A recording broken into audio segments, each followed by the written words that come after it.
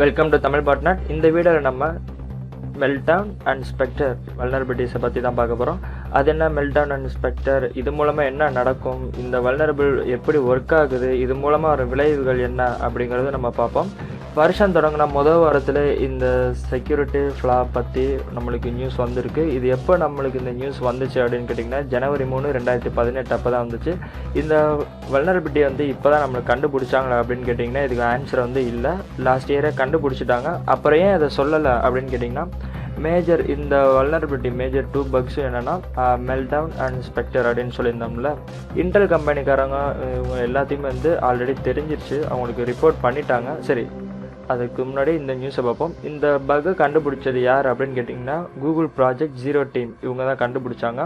இவங்க கண்டுபிடிச்சிட்டு முன்னாடியே ரிப்போர்ட் பண்ணிட்டாங்க. ஆனால் இந்த பக்கை ஃபிக்ஸ் பண்ண முடியல. நடுவில் கூட மேக்ஓஎஸ்க்கு எல்லாத்தையுமே பேட்ச் கொடுத்தாங்க.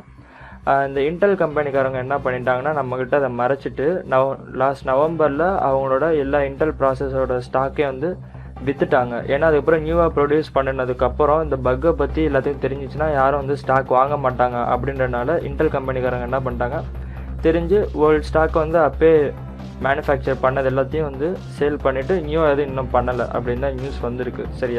சரி, இப்போ நம்ம இந்த வல்னரபிலிட்டியை பற்றி பார்ப்போம். அது என்ன மெல்டவுன் அண்ட் ஸ்பெக்டர் அப்படின்னு கேட்டிங்கன்னா உங்களுக்கு இப்போ இருக்கிற ப்ராசஸர் எல்லாமே நம்ம இப்போ என்ன யூஸ் பண்ணுறோம், இன்டெல் யூஸ் பண்ணுவோம், ஏஎம்டி யூஸ் பண்ணுவோம், ஏஆர்எம் அப்படி இருக்குது. சரியா, நம்ம இன்டெல் பேசிக்காகவே எடுத்துக்குவோம். இந்த ப்ராசஸர் எல்லாமே நம்மளுக்கு ஹை பர்ஃபார்மன்ஸ் கொடுக்கணும் அப்படிங்கிறதுக்காக ப்ராசஸர் ஆப்டிமைஸ் பண்ணியிருப்பாங்க. சரியா, ஆப்டிமைஸ் பண்ணால் பர்ஃபார்மன்ஸ் அதிகமாக இருக்கும். இதுக்காக யூஸ் பண்ணுற டெக்னிக் என்னென்னா ஸ்பெக்குலேட்டிவ் அப்படின்ற ஒரு எக்ஸிக்யூஷனை யூஸ் பண்ணுவாங்க. இந்த ஸ்பெக்குலேட்டிவ் எக்ஸிக்யூஷன் மூலமாக உங்களுக்கு நார்மலாக போகிற ப்ராசஸ் கொஞ்சம் ஸ்பீட் ஆகும்.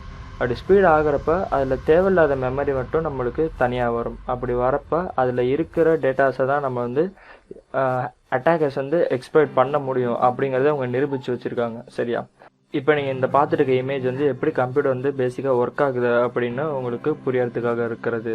ஒருவேளை நீங்கள் ஓஎஸ் படிச்சிருந்தீங்க, அதாவது உங்களுக்கு காலேஜில் ஆப்ரேட்டிங் சிஸ்டம் அப்படின்ற பேப்பர் இருந்துச்சுன்னா உங்களுக்கு இந்த இமேஜை பார்த்தோன்னே தெரிஞ்சிருக்கும் எப்படி ஒரு ஓஎஸ் ஒர்க் ஆகுது அப்படிங்கிறது. உங்களுக்கு கர்னல்னா என்னன்னு தெரிஞ்சிருக்கும். கர்னல்ங்கிறது ஆப்ரேட்டிங் கர்னல்ங்கிறது என்னென்னா ஆப்ரேட்டிங் சிஸ்டத்தோட இதே பகுதி அப்படின்னு சொல்லுவாங்க. ஹார்ட் ஆஃப் ஆப்ரேட்டிங் சிஸ்டம் அப்படின்னு சொல்லுவாங்க. இதோட வேலை என்ன அப்படின்னு கேட்டிங்கன்னா ஹார்ட்வேரையும் சாஃப்ட்வேரையும் ஒன்றா இணைக்கிறது மட்டும்தான். ஏன்னா நம்ம கொடுக்குற எல்லா கமாண்ட்ஸும் மிஷினுக்கு எக்ஸிக்யூட் ஆகும். நம்ம ஆப்ரேட்டிங் சிஸ்டமில் என்ன பண்ணுவோம் அப்படின்னு கேட்டிங்கன்னா சும்மா இப்போ ஒரு வேர்ட் டாக்குமெண்ட் இருக்குது, அதை பிரிண்ட்னு கிளிக் பண்ணுங்க, எப்படி வெளியே இருக்குது இன்னொரு டிவைஸ்லேருந்து உங்களுக்கு பிரிண்ட் ஆகி பேப்பரில் ஹார்ட் காப்பியாக வருது. இந்த மாதிரி எல்லா வேலையும் ஹேண்டில் பண்ணுறதுக்கு தான் உங்களுக்கு இந்த ஆப்ரேட்டிங் சிஸ்டம் செயல்படுது. இதுலேருந்து சிபியூக்கு தான் கமாண்ட் உங்களுக்கு எக்ஸிக்யூட் ஆகும். நான் இந்த வீடியோவில் ஃபுல்லாக டோட்டலாக சொல்ல மாட்டேன், ஏன்னா இது எல்லாருக்கும் தெரியாதவங்களுக்கும் லைட்டாக தெரியணும் அப்படிங்கிறதுக்காக. ஒருவேளை உங்களுக்கு தெரியும் அப்படின்னா உங்களுக்கு நான் சொல்ல போகிற அடுத்த எக்ஸ்ப்ளனேஷனும் உங்களுக்கு புரியும். சரியா, இந்த மாதிரி தான் இருக்கும் இந்த application, kernel, CPU, memory, devices. சரியா, உங்களுக்கு நடுவில் டெம்பரவரியாக ப்ராசஸ் நடக்கிறப்ப தேவைப்படுறதா விர்ச்சுவல் மெமரி, அதை தான் ரேம் அப்படின்னு சொல்லுவோம். சரி, இதை பற்றி நம்ம அதிகமாக பேச வேணாம், அடுத்து நம்ம கான்செப்ட்குள்ளே போயிடுவோம்.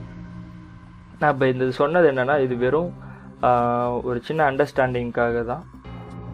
சரி, இப்போ இந்த ஸ்பெக்குலேட்டிவ் எக்ஸிக்யூஷன் எப்படி ஒர்க் ஆகுது அப்படின்னு கேட்டிங்கன்னா நார்மலாக போகிற ப்ராசஸை ஸ்பெக்குலேட்டிவ் எக்ஸிக்யூஷன் மூலமாக நம்மளால் அதோட ப்ராசஸ் ஸ்பீடாக்க முடியும். சரி, நம்ம இப்போ இது ஒரு எக்ஸாம்பிளாக பார்ப்போம். ஒரு 3 கஸ்டமர் இருக்காங்க. டெய்லியும் கடை திறந்தோடனே 8 மணிக்கெலாம் ஷார்ப்பாக போயிடுறாங்க. டெய்லி அவங்க 3 பேரும் என்னென்னா ஒரே டிஷ் தான் ரொட்டீனாக சாப்பிட்றாங்க டெய்லியும். ஒரு நாள் என்ன பண்ணுறாங்க, ஒரு கஸ்டமர் மட்டும் எனக்கு வேறு டிஷ்ஷு வேணும் அப்படிங்கிறாங்க.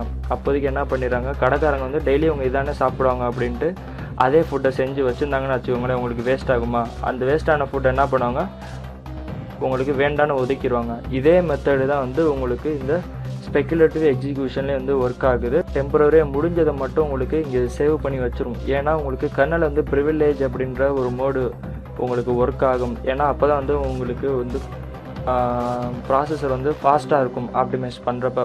இதை பற்றி ரொம்ப டீட்டெயிலாக போக வேணாம், அதனால் நான் சும்மா சின்னதாக சொன்னேன். இந்த படத்தை உங்களுக்கு பார்த்தா உங்களுக்கு புரியும். அந்த மாதிரி ஒதுக்கி வச்ச ரிசல்ட்ஸ் எல்லாத்தையுமே நம்ம பார்க்குறப்ப அதில் நம்மளோட சென்சிட்டிவ் இன்ஃபர்மேஷன் எல்லாமே இருக்கும். அதெல்லாம் இருக்கிறது எப்படி இருக்கும்னா அன்என்கிரிப்டடாக இருக்கும். அந்த மாதிரி அன்என்கிரிப்டடாக இருக்கிறதுனால ஒரு அட்டாக்கர்னால் ஒரு சில மாடியூல்ஸை எக்ஸிக்யூட் பண்ணி நம்மளோட அந்த மெமரியில் இருக்கிற எல்லா இன்ஃபர்மேஷனும் எடுக்க முடியும். பாஸ்வேர்ட்ஸ், நம்மளோட பர்சனல் ஃபோட்டோ, எது இருக்கோ அது எல்லாத்தையும் வந்து அன்என்கிரிப்டடாக இருக்கிறத வந்து நம்மளால் எடுக்க முடியும். இதுதான் வந்து இந்த ஃப்ளா. சரி, இந்த ஃப்ளா வந்து எப்போலேருந்து இருக்குது அப்படின்னு உங்களுக்கு கேட்கலாம். 1960 உங்களுக்கு இந்த ஃப்ளா இருக்குது. அதை ஏன் அவங்க அப்போதைக்கு பெருசாக கன்சிடர் பண்ணலை அப்படின்னு கேட்டிங்கன்னா, ஸ்பெகுலேட்டிவ் எக்ஸிக்யூஷன் மெத்தட் வந்து உங்களுக்கு 1960 தான் வந்து அந்த கான்செப்ட் வந்துச்சு. சரி, அப்போ வந்து உங்களுக்கு மிஷினில் இதே மாதிரி தான் டேட்டாஸ்லாம் தனியாக ஸ்டோர் ஆகிக்கிட்டு இருந்துச்சு. அப்போயே அதை வந்து ஒரி பண்ணிக்கல அப்படின்னா அது எல்லாமே செல்ஃப் கண்டெய்ன் சிஸ்டம், அது மட்டும்தான் வச்சுருக்கும். சரியா, இப்போ உங்களுக்கு இருக்கிற உலகத்தில் ஒவ்வொரு மிஷினும் இன்டர்நெட்டில் கனெக்ட் ஆகிருக்கு. எல்லா மிஷினும் நம்ம ஒன்றா கனெக்ட் பண்ணி ஷேர் பண்ணிக்கிறோம். அப்படி ஷேர் பண்ணுறப்ப சேனல் சைடு அட்டாக்னு சொல்லுவாங்க. அதாவது தேர்ட் பார்ட்டியாக வந்து அட்டாக் பண்ணுறது. சரியா, இப்போ நம்ம ஒரு வெப்சைட்டு படம் பார்க்குறோம், ஆன்லைன் படம், சும்மா சின்ன பாப்பப்லாம் ஜாவாஸ்கிரிப்ட் ஆட்ஸ் வரும்ல, நம்ம வேறு எங்கேயே கிளிக் பண்ணால் அது ஒரு பக்கம் ரீடைரக்ட் பண்ணிட்டு போகும். இந்த மாதிரி சில வேலைகள்லாம் நடக்கிறப்ப அவங்க ப்ரௌசரில் ஜாவாஸ்கிரிப்டை யூஸ் பண்ணி அந்த தேர்ட் பார்ட்டி மாடியூல்ஸை யூஸ் பண்ணி அட்டாக்கர் என்ன பண்ண முடியும் அப்படின்னு கேட்டிங்கன்னா, நம்ம சிஸ்டமில் அந்த மெமரியில் இருக்கிற சென்சிட்டிவ் இன்ஃபர்மேஷன் எடுக்கிற மாடியூலை எக்ஸிக்யூட் பண்ணி அதில் இருக்க நம்மளோட இன்ஃபர்மேஷனை திருட முடியும். அதுதான் இப்போ வந்திருக்க ரிஸ்க்கு. அதனால தான் வந்து எல்லோரும் வந்து இந்த ஃப்ளா வந்துருச்சு, அஃபெக்ட் ஆயிடுச்சு அப்படின்னு வந்து பெருசாக சொல்லிக்கிட்டு இருக்காங்க.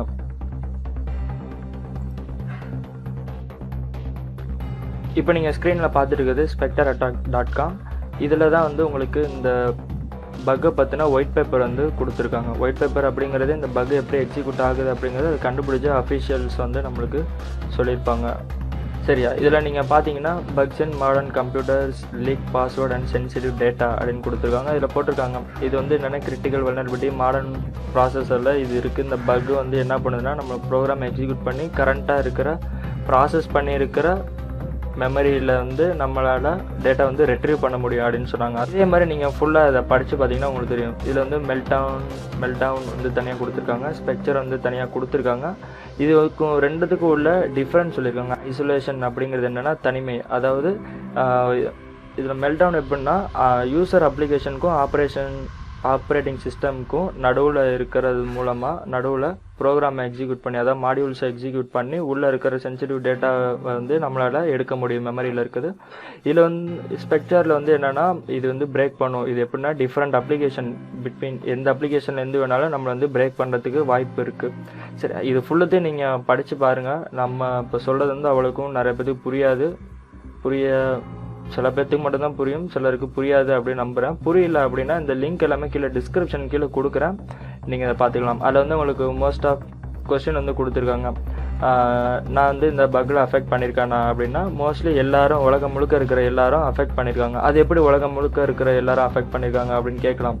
அதாவது நீங்கள் இப்போ யூஸ் பண்ணுற எல்லாத்துலேயுமே வந்து உங்களுக்கு ப்ராசஸர் தான். எல்லாமே வந்து ஸ்மார்ட் ஃபோனுங்கிறோம், ஸ்மார்ட் டிவிங்கிறோம், இது எல்லாத்தையுமே வந்து என்னென்னா ப்ராசஸரில் தான் இருக்குது. நீங்கள் யூஸ் பண்ணுற மொபைல்லேருந்து வெளியே யூஸ் பண்ணுற க்ளவுடில் இருக்கிற சர்வர் வரைக்கும் எல்லாத்துலேயுமே ப்ராசஸர் வச்சு தான் வந்து ப்ராசஸ் பண்ணிக்கிட்டு இருக்குது. அதனால் இது வந்து ப்ராசஸரில் இருக்கிற வல்னரபிலிட்டி, சிபியூவில் இருக்கிற வல்னரபிலிட்டி அப்படிங்கிறனால உலகம் முழுக்க இது வந்து பெருசாக பேசப்படுது. அடுத்தது மெல்டவுன் அண்ட் ஸ்பெக்டர். இதுக்குள்ள டிஃப்ரென்ஸ் என்ன அப்படின்னு பார்ப்போம். ஆர்கிடெக்சர் மெல்டவுன் வந்து இன்டெல்லில் மட்டும்தான் உங்களுக்கு இருக்குது. ஸ்பெக்டர் வல்னரபிலிட்டி வந்து எதில் இருக்குன்னா இன்டெல், ARM, AMD இதில் இருக்குது. இதில் என்ன ஸ்பெசிஃபிகேஷன் அப்படின்னு கேட்டிங்கன்னா, இன்டெல்லில் மட்டும்தான் 2 டைப் ஆஃப் வல்னரபிலிட்டிஸும் வந்து உங்களுக்கு இருக்குது. சரியா, ARM, AMDயில் மட்டும்தான் உங்களுக்கு ஸ்பெக்டர் இருக்குது. இன்டெல்லில் வந்து 2 வல்னரபிலிட்டியுமே இருக்குது. சரியா, இதில் வந்து என்ட்ரி எப்படின்னா கோடு எக்ஸிக்யூட் பண்ணலாம் அப்படின்ட்டு சொல்லியிருக்காங்க. அதில் மெத்தட் வந்து மெல்டவுன் எப்படின்னா உங்களுக்கு ப்ரிவிலேஜ் எஸ்கலேஷன், ஸ்பெகுலேட்டிவ் எக்ஸிக்யூஷன் சொன்னேன்ல, கர்னலில் உங்களுக்கு பண்ணுறப்ப ப்ரிவிலேஜ் எக்ஸிக்யூஷன் மூலமாக தான் உங்களுக்கு நடக்கும் அப்படின்னு சொல்லியிருந்தேன். இதில் உங்களுக்கு ஸ்பெக்டரில் பார்த்தீங்கன்னா பிரான்ச் ப்ரெடிக்ஷன் மூலமாக உங்களுக்கு எக்ஸிக்யூட் ஆகும். இம்பேக்ட் என்ன அப்படின்னு கேட்டிங்கன்னா, மெல்டவுனில் read kernel memory from user space. சரிங்களா, யூசர் ஸ்பேஸ்லேருந்து நம்மளால் பார்க்க முடியும். இதில் ஸ்பெக்டரில் என்ன அப்படின்னு கேட்டிங்கன்னா, contents of memory from other users running program மூலமாக உங்களால் எக்ஸிக்யூட் பண்ண முடியும். ஆக்ஷன் இதுக்கு மெல்டவுனுக்கு என்னன்னு பார்த்தீங்கன்னா சாஃப்ட்வேரை பேட்ச் பண்ணால் போதும் அப்படின்னு வந்துருச்சு. ஸ்பெக்டருக்கு என்னென்னா சாஃப்ட்வேர் பேட்சிங் மட்டும் பத்தாது, அதில் வந்து CPU டிசைனிங்கில் பிரச்சனை இருக்குது அப்படின்னு சொல்லியிருந்தாங்க. இருந்தாலும் உங்களுக்கு இப்போ லாஸ்ட் ஆஃப் கூகுள் எல்லாருமே வந்து பேட்ச் சாஃப்ட்வேர் கொடுத்துட்டாங்க. விண்டோஸ் 10க்கு வந்து பேட்ச் வந்துருச்சு. விண்டோஸ் 8 அப்புறம் விண்டோஸ் 7க்கு தான் இனிமேல் அடுத்த ஜனவரி 23 வந்து பேட்ச் வரும் அப்படின்னு எதிர்பார்க்கப்படுது. இந்த க்ளவுடில் இருக்கிற சர்வர்ஸில் வந்து ஜியான் அப்படின்னு சொல்லுவாங்க, அந்த ப்ராசஸரை தான் யூஸ் பண்ணுது. அதுவும் வந்து இன்டலோடது தான். இந்த பக் வந்து ஒரு வருஷத்துக்கு முன்னாடியே அவங்க கூகுள் ப்ராஜெக்ட் 0 டீம் வந்து ரிப்போர்ட் பண்ணிட்டாங்க. அந்த ரிப்போர்ட் பண்ணினதை அவங்க இன்டெல்காரங்க என்ன பண்ணிட்டாங்க அப்படின்னா, இருக்கிற ஸ்டாக்லாம் அப்புறம் யாரும் வாங்க மாட்டாங்க அப்படின்றனால இன்டெல் CEO என்ன பண்ணினார் அப்படின்னு கேட்டிங்கன்னா, இருக்கிற எல்லா ஸ்டாக்கையும் வந்து நவம்பர் மாதமே வந்து விற்றுட்டாரு, சேல் பண்ணிட்டாரு. அதுக்கப்புறம் வந்து அவங்க எதுவுமே மேனுஃபேக்சர் பண்ணலை. இந்த பிளாகை நீங்கள் பார்த்தீங்கன்னா கூகுள் ப்ராஜெக்ட் 0.blogspot.in சரியா, இந்த லிங்க் தரேன். இதில் வந்து அவங்க ப்ராஜெக்ட் 0 இருக்கிறாங்களா அந்த டீம்காரங்க எப்படி இந்த இதை பக்கை கண்டுபிடிச்சாங்க அப்படிங்கிறது CVE எல்லாமே வந்து கொடுத்துருப்பாங்க. இதையும் நீங்கள் வந்து ரெஃபர் பண்ணி பார்த்துக்கோங்க. இப்போ அடுத்தது நீங்கள் பார்க்குறது GitHubல இருக்கிற மெல்டவுனோட எக்ஸ்ப்ளாய்ட் கோட், அதான் அந்த மாடியூல் சொன்னேன்ல, இந்த மாடியூல் வந்து நீங்கள் யூஸ் பண்ணி பாருங்கள். மோஸ்ட்லி வந்து உங்களோட சிஸ்டமும் வந்து அஃபெக்ட் ஆகிருக்கும். இந்த கோடை நீங்கள் ரன் பண்ணினீங்க அப்படின்னா இதில் அவங்க கொடுத்துருக்க இந்த பேனர் வந்து உங்களுக்கு உங்கள் மிஷினில் வந்து பிரிண்ட் ஆகும். வல்னரபிள் CPUஸோட லிஸ்ட்டெல்லாம் பார்த்துக்கோங்க. i7, i5, i3 இந்த மாதிரி எல்லாமே வந்து உங்களுக்கு வல்னரபிளாக இருக்குது அப்படின்னு சொல்லியிருக்காங்க. அது எப்படி கண்டுபிடிச்சாங்கன்னா, இந்த CPU இருக்கிற மிஷினில் அந்த மாடியூலில் ரன் பண்ணி பார்த்து தான் அவங்க கண்டுபிடிச்சிருக்காங்க.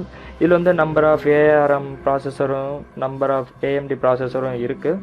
மோஸ்ட்லி நிறைய பேர் வந்து எல்லாமே இன்டெல் ப்ராசஸர் தான் யூஸ் பண்ணுறாங்க. அப்படின்றனால இன்டெல்ல வந்து பக் இருக்குது அப்படின்னு எல்லோரும் சொல்கிறாங்க. அதுவும் இல்லாமல் இன்டெல் வந்து 2 பக் இருக்குது. அதுதான் வந்து இதில் மெயின் விஷயமே. மற்றபடி AMDலையும் ARMலையும் சில வெர்ஷன்ஸில் மட்டும் இந்த பக் இருக்குது அப்படின்னு சொல்கிறாங்க. எனிவே இந்த வீடியோ உங்களுக்கு பிடிச்சிருக்கும் புரிஞ்சிருக்கும் அப்படி நம்புறேன். பிடிச்சிருந்தா லைக் பண்ணுங்கள், பிடிக்கலன்னா டிஸ்லைக் பண்ணுங்கள். இந்த வீடியோ எப்படி இருந்துச்சுன்னு கமெண்ட் பண்ணுங்கள். தேங்க்ஸ் ஃபார் வாட்சிங்.